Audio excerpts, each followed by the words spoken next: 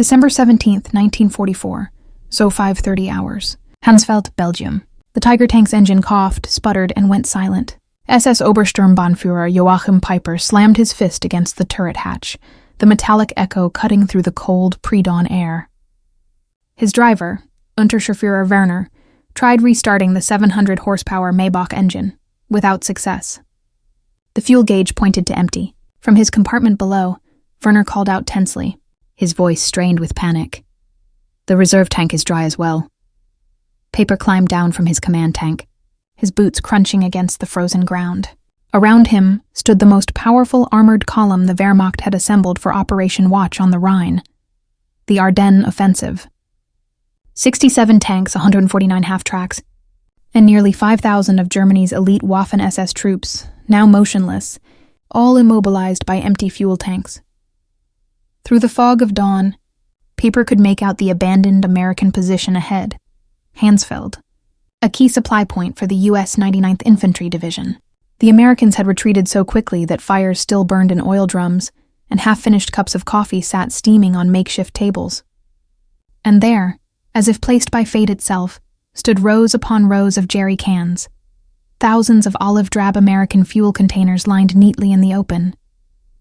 Peiper walked forward cautiously, almost reverently.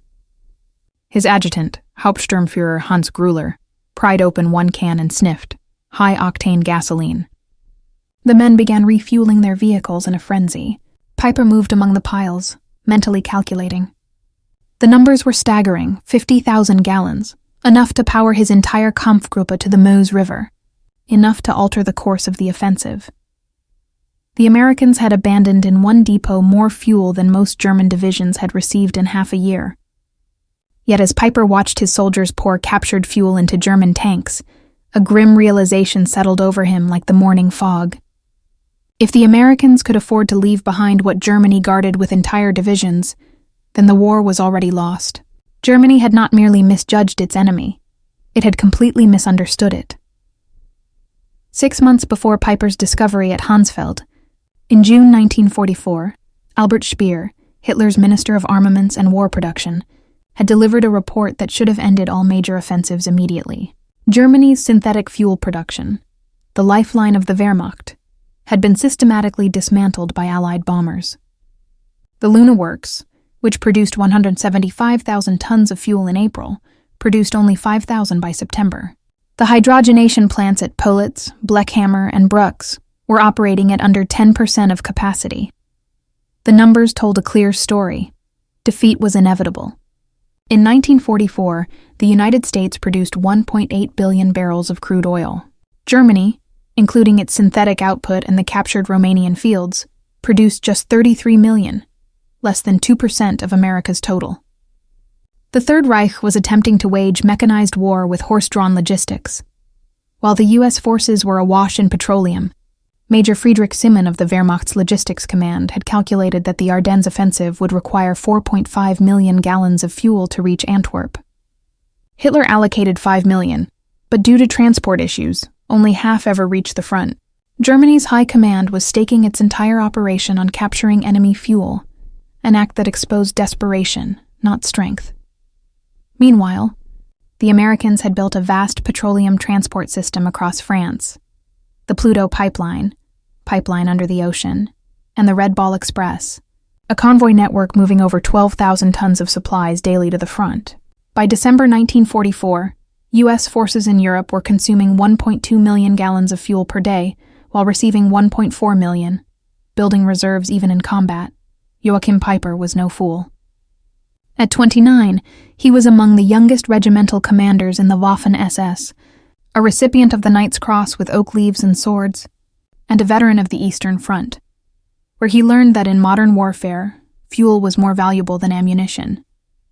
His Kampfgruppe had been chosen as the Schwerpunkt, the decisive strike force, of the entire Ardennes offensive. On December 14th, 2 days before the attack, Peiper attended the final briefing at Tondorf. General Sepp Dietrich, commander of the 6th SS Panzer Army, was blunt. "You will have enough fuel to reach the Meuse, if you capture American supplies." Peiper's unit was allocated 31,000 gallons, enough for only 50 miles of combat operations. The Meuse was 65 miles away.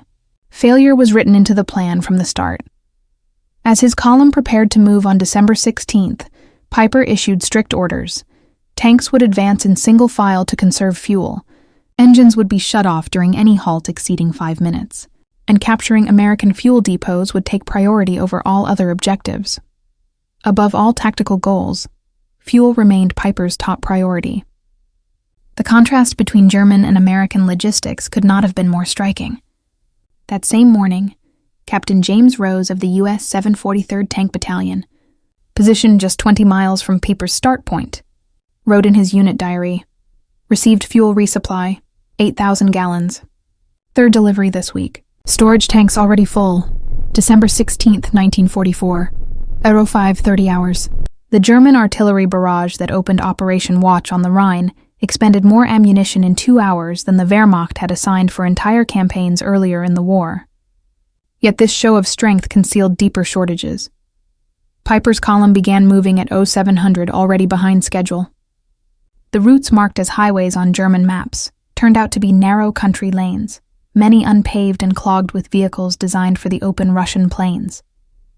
Within hours, traffic jams developed as the armored column struggled through the dense Ardennes forest. At Lanzerath, Piper's first objective, the column encountered unexpected resistance from a single American intelligence and reconnaissance platoon.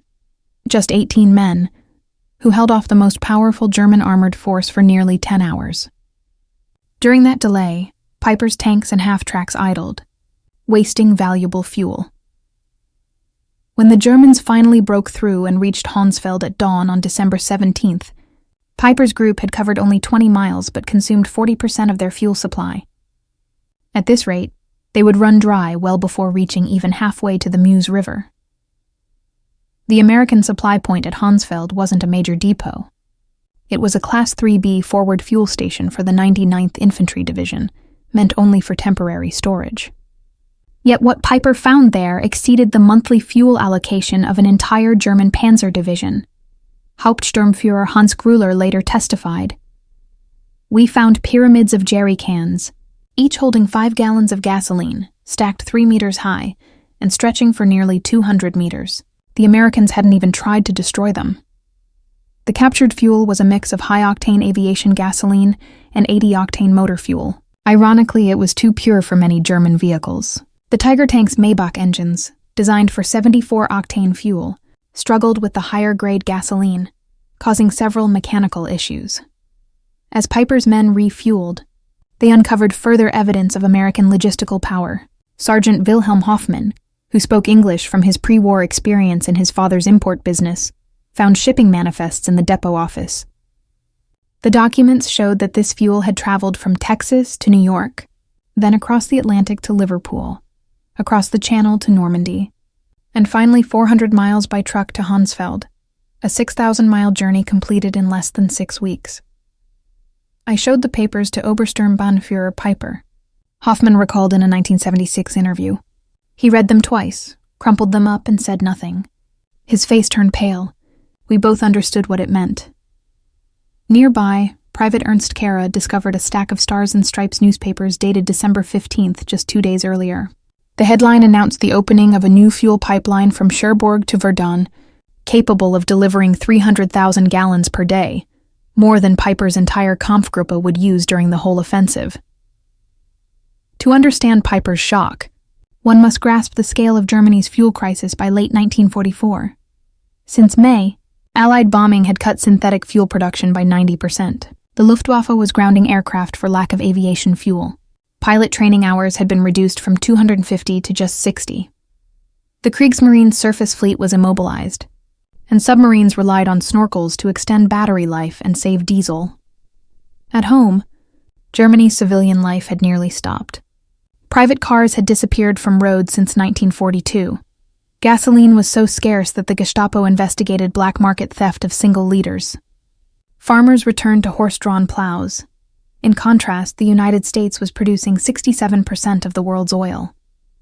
The East Texas oil field alone yielded more petroleum than all of German-occupied Europe combined. American refineries were running at such capacity that companies like Standard Oil experimented with new petroleum byproducts simply to handle excess crude. With the 50,000 gallons captured at Honsfeld, Piper's column pressed forward. By noon on December 17th, they reached Bullingen, seizing additional fuel, food, ammunition, and, most importantly, maps detailing other U.S. supply depots nearby. These maps revealed a sobering truth. American fuel reserves were everywhere. Every major crossroads concealed a depot. The U.S. First Army alone held 3.5 million gallons in reserve. Piper advanced to Ligneville, where his forces committed the Malmedy massacre, killing 84 American prisoners. Even this atrocity was tied to the fuel shortage. Piper later claimed he couldn't spare the gasoline required to transport captives.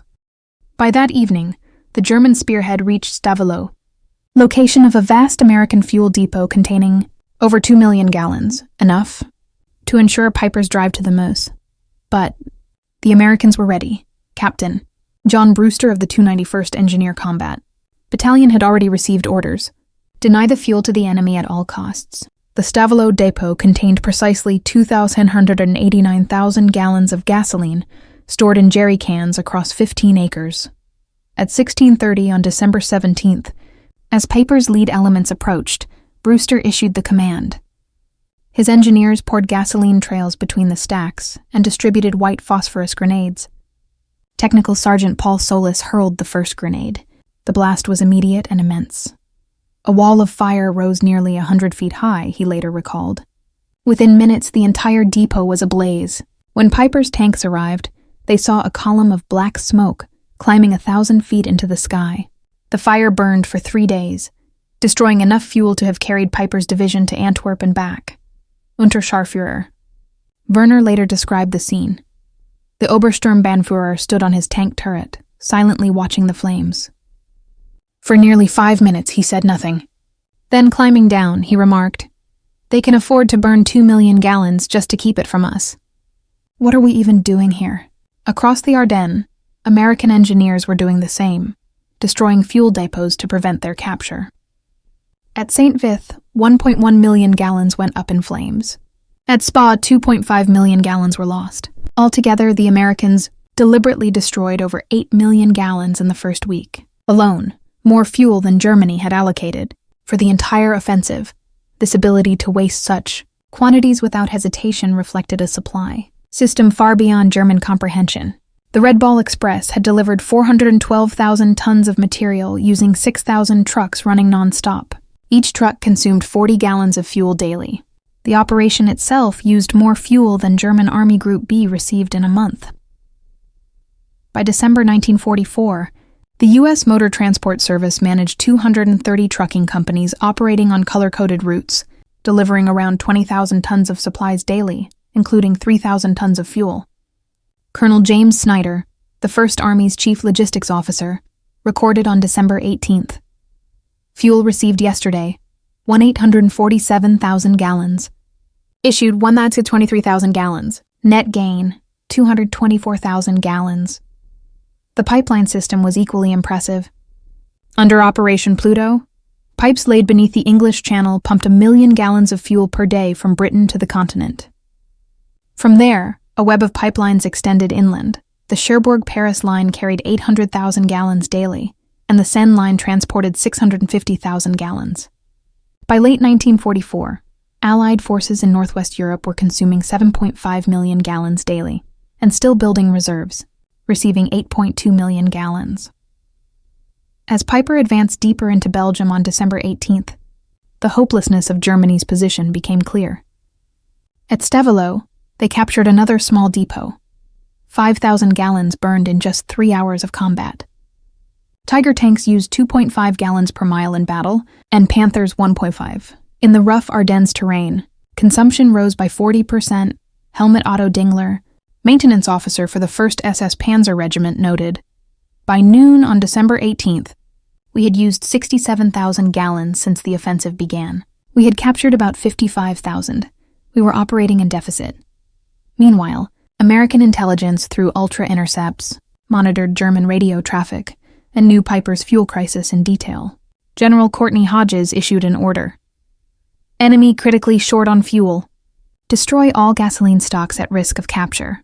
That same day, American C-47 aircraft flew 316 missions to Bastogne, delivering supplies, including 160,000 gallons of fuel. The U.S. was flying more gasoline to a besieged garrison than Piper's entire Kampfgruppe possessed. By December 19th, as Piper's forces fought at Stoumont, the shortage became catastrophic. Tanks were being abandoned not due to damage, but because they were out of fuel. Piper gathered his remaining supply, around 8,000 gallons, enough for either one battle or one retreat, not both. Meanwhile, Allied planners were already preparing for January operations. Brigadier General Maurice Gilland requested 245 million gallons for the coming month. The approval came instantly without question. The contrast extended beyond sheer quantity. American vehicles were standardized for efficiency. Sherman tanks used 0.8 gallons per mile, while Tigers needed 2.5. U.S. trucks achieved 8 miles per gallon even when fully loaded. Their interchangeable parts made maintenance easy. German forces, in contrast, operated a confusing mix of vehicles, captured and domestic, with unique parts and fuel requirements. French tanks needed different lubricants than German Panthers, and Soviet trucks required distinct components from Opel models. Every variation compounded logistical problems. On December 20th, Piper received a radio message. Fuel convoy destroyed by Allied aircraft. No resupply possible. Continue with available resources. He summoned his officers. Sturmbannführer Werner Pötschke stated bluntly, "We have enough fuel for perhaps 20 kilometers. The Meuse is 30 away." According to Hans Gruber's later testimony, the Obersturmbannführer said, "Gentlemen, we now realize we are fighting an enemy who burns more fuel to deny it to us than we were given for the entire operation.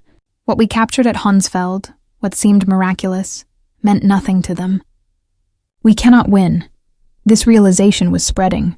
General Hasso von Manteuffel, commander of the 5th Panzer Army, later wrote, "When I learned the Americans had destroyed 8 million gallons rather than let us capture it, I knew the offensive was lost before it began." Colonel Friedrich von Donden, captured on December 23rd, told his interrogators, "Your soldiers throw away chocolate. My men haven't seen chocolate in 2 years. You burn millions of gallons. We measure fuel by the liter. How can we fight against such abundance?" By December 21st, Piper was surrounded at La Glaise, his tanks motionless. American units encircling him. The 30th Infantry Division, 82nd Airborne and 3rd Armored, had a combined allocation of 340,000 gallons for that single day. Piper had perhaps 1,000 Private First Class Richard McKinney wrote home, "We've got Germans surrounded who ran out of gas. Our captain jokes we use more fuel-making coffee than they have for their tanks." This simple remark summed up the larger picture. America's mastery of industrial warfare.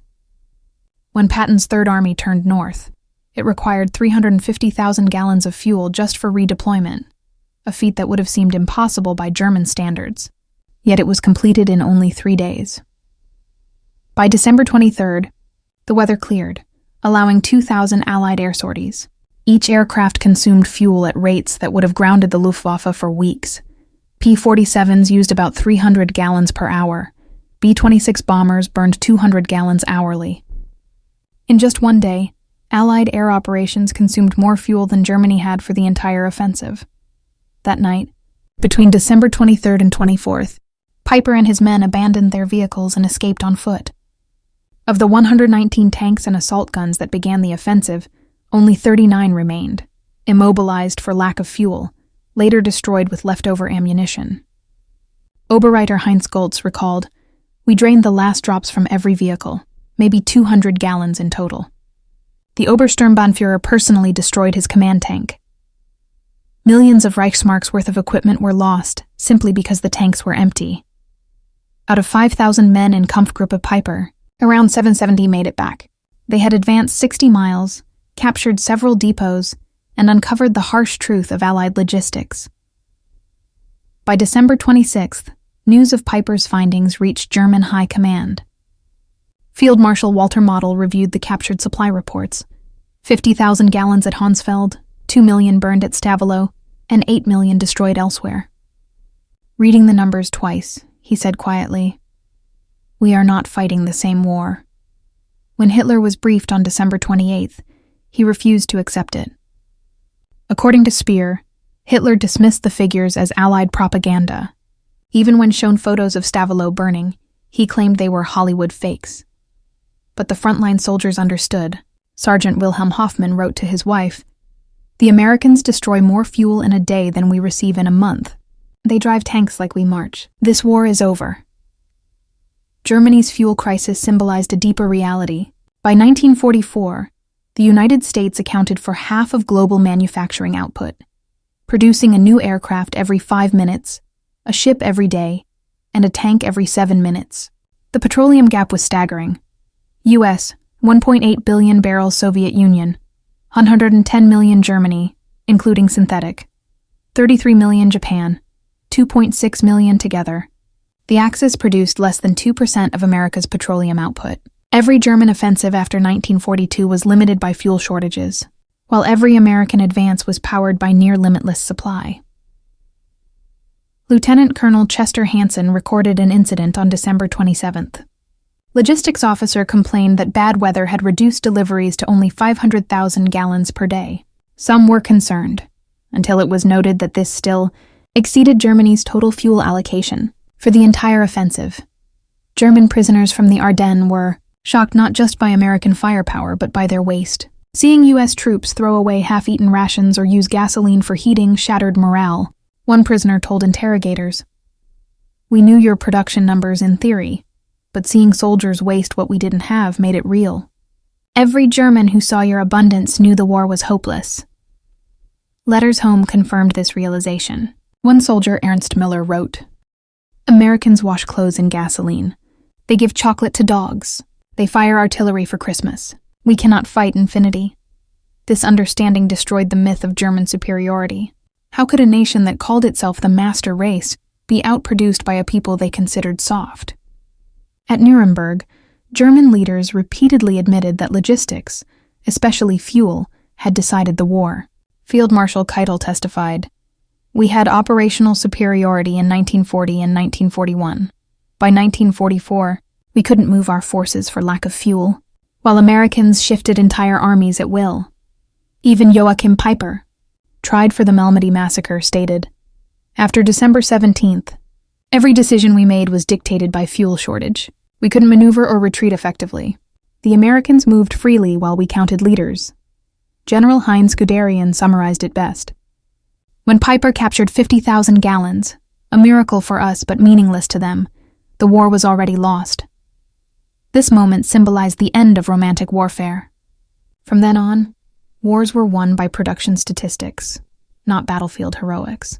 Historian Richard Overy calculated that by 1944, Allied to Axis production ratios exceeded 5-1 overall, and in petroleum, nearly 50-1 America built 324-750 aircraft, compared to Germany's 119,907 and 88,410 tanks versus Germany's 46,857. But the most decisive figure was oil. The U.S. refined 1.8 billion barrels in 1944, while Germany managed just 33 million. By December 24th, 1944, as Peiper's men slipped through American lines on foot, leaving behind 39 tanks, 70 half-tracks, and 177 other vehicles, the full reality set in. What had seemed a miraculous capture of 50,000 gallons at Hansfeld was meaningless against an enemy that could afford to burn millions. Reflecting in 1975, Hans Gruber said, "That morning at Hansfeld, we celebrated like we'd won the lottery.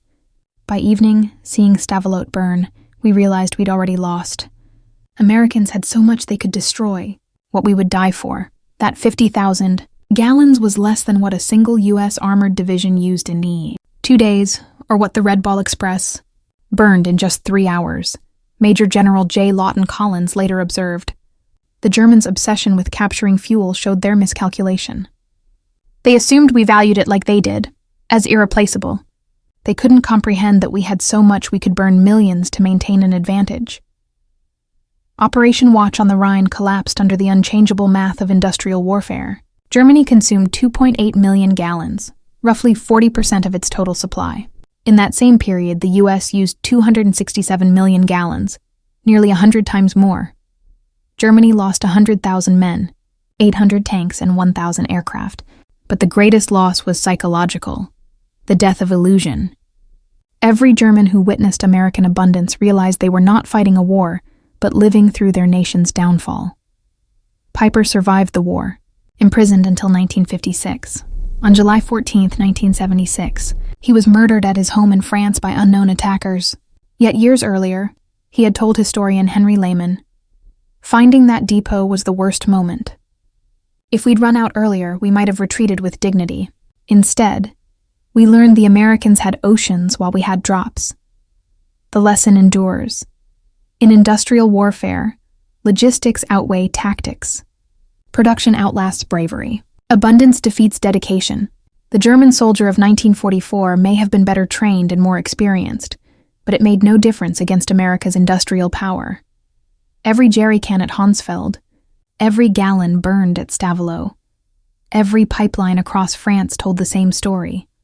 Wars between industrial nations are won by factories, not generals. Colonel Trevor Dupuy later calculated that in December 1944, each American soldier was supplied with 67 pounds of material daily, compared to 3 pounds for each German. Americans complained of waste. Germans saw unimaginable plenty. In 1984, 40 years later, veterans reunited at L'Église. Piper's Tiger tank remains on display where it ran out of fuel. Former SS officer Karl Wortmann stood beside it with U.S. Staff Sergeant Roy Anderson of the 30th Infantry Division. Anderson said, "We always wondered why you stopped. We thought it was a tactical choice." Wortmann replied bitterly, "We stopped because our tanks were empty. You burned millions to keep it from us. How could we fight that?" Anderson paused and said, "We never knew you had so little. We had so much, we never even thought about it." That exchange captured the truth of December 1944. One side measured fuel by the gallon, the other by the million. One fought for every jerrycan, the other burned oceans. The outcome had been decided long before the first shot was fired. German war diaries make it undeniable. Deck 16. Offensive begins. Fuel at 70% of minimum. Deck 17. Paper captures 50,000 gallons. Deck 18. Multiple depots destroyed. 5+ million gallons lost. Deck 19. Fuel critical. Units immobilized. Deck 24. Vehicles abandoned. Total fuel exhaustion. Meanwhile, American reports tell the opposite story. Deck 16. 3.7 million gallons in reserve. Deck 17. 2.2 million destroyed. Deck 18. 1.8 million received. Deck 24. 4.1 million in reserve. The contrast was staggering. Americans treated millions casually. Germans fought over single cans. Beyond quantity, American fuel quality symbolized technological dominance. U.S. refineries perfected catalytic cracking, producing higher octane fuels than Germany's hydrogenation process. American 100-octane aviation fuel gave aircraft a clear edge over German planes running on 87-octane synthetic fuel. Additives like tetraethyl lead and detergents improve performance, technologies Germany couldn't duplicate. Ironically, their engines often ran poorly on captured American gasoline. Fuel shortages shaped every German experience. Sergeant Hans Müller recorded on December 20th. Marched 30 kilometers. No fuel for trucks. Past abandoned American vehicles still running for warmth. They leave engines running. We march through snow. Medical services collapsed. Ambulances couldn't move the wounded. Hospitals lacked power. Dr. Wilhelm Kirsting testified, "We had excellent surgeons and American medical supplies, but no fuel for transport. Men died who could have been saved with a 10-kilometer drive." The truth shattered German propaganda. Soldiers raised on claims of American weakness saw instead a nation that could afford to destroy what Germany couldn't dream of producing. Goebbels' diary, December 28th, notes serious morale problems and reports of soldiers questioning the regime's lies. Rumors spread faster than censorship could suppress them. The myth of German superiority died in the Ardennes. After the failed offensive, Germany had nothing left but desperate defense. General Jodl testified at Nuremberg. "After the Ardennes, we knew the war was lost. We had played our last card and found the enemy held all the aces." By February 1945, Allied bombing had ended German fuel production entirely. The Luftwaffe was grounded. Training cancelled. The Wehrmacht immobilized. destroyed piece by enemies who could move freely. By spring 1945, entire German divisions surrendered not from defeat, but from immobility. General Major Fritz Bohlin recalled, "We had 42 working tanks and ammunition, but only 300 liters of fuel, not enough to reach the next town. We destroyed them and walked to captivity." Meanwhile, the American advance was limited only by traffic jams caused by too many vehicles. Patton's Third Army alone had over 15,000 Kampfgruppe. Piper's fuel crisis remains a lasting reminder. In modern war, industrial capacity decides victory. When Piper stood among those captured fuel cans at Honsfeld, he wasn't just seeing supplies, he was staring at the end of Germany's war. That December morning, the German soldiers realized a harsh truth. They were fighting an enemy whose excess surpassed their own essential needs. The numbers tell the full story. The German offensive was allocated 5 million gallons of fuel. In comparison, American forces destroyed 8 million gallons themselves, while their daily consumption reached 7.5 million gallons. When Piper's troops captured 50,000 gallons at Honsfeld, it amounted to just 0.6% of America's daily usage. The Battle of the Bulge claimed 19,000 American and nearly 100,000 German lives, wiping out the Wehrmacht's final reserves. Yet its deeper consequence was psychological. It exposed to German soldiers the sheer industrial and material superiority of the United States. Piper's realization went far beyond a simple shortage of fuel. It revealed the defining truth of modern warfare. Victory belonged not to the boldest commanders, but to the nations capable of producing the most petroleum, steel, and aluminum. Against such scale, Germany never truly had a chance. The final irony came when American units cataloged the abandoned German armor near La Glaise. They found 39 fully functional tanks, left behind solely because there was no fuel to move them. Major Robert Harrison's salvage report stated, "Fuel required, 8,000 gallons. Classification, minimal. Source, local reserve. Time required, 4 hours." What was impossible for the Germans, acquiring just 8,000 gallons to save their best tanks, was trivial for the Americans. Such a request could be filled locally within hours, drawing from reserves greater than Piper's entire fuel capacity. That was the true discovery at Honsfeld. It wasn't merely that the Americans had more fuel, it was that their abundance existed on a scale that rendered German scarcity meaningless. The war was effectively decided once America's industrial engine was fully mobilized. Honsfeld only confirmed what had been true since 1942. Germany was fighting an unwinnable battle, counting every gallon while the United States measured victory in oceans. Today, the Tiger tank remains on display at the La Glaise Museum. Its fuel gauge frozen at empty, a silent monument to the moment when tactical brilliance met logistical reality and failed. When visitors ask why such formidable machines were abandoned, the answer remains simple. There was no fuel.